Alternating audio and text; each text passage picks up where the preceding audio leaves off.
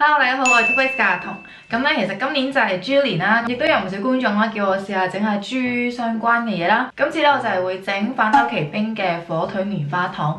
咁其實棉花糖之前都做過好幾次噶啦。咁今次咧有啲唔同嘅咧，就係我會做一個有餡嘅棉花糖啦。咁就會用上之前咧 Back to Basic 教嘅士多啤梨果 jam 嘅。咁我哋就快啲開始啦，去片。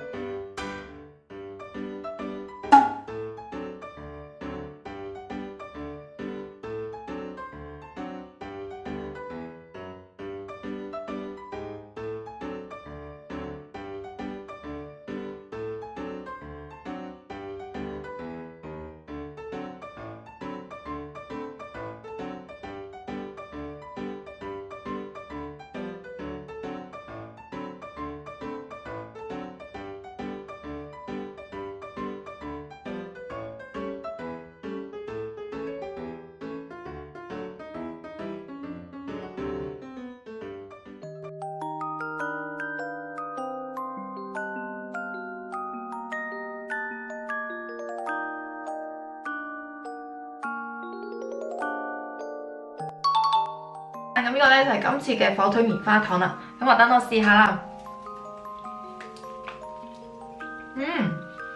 入邊咧係有果汁喺入邊喎。咁咧今次呢一個棉花糖咧，比起以往咧佢係冇咁 Q 彈嘅感覺嘅，因為我之前嘅食譜咧，我覺得佢有啲太過 Q 彈啊，太過煙韌嘅感覺啦。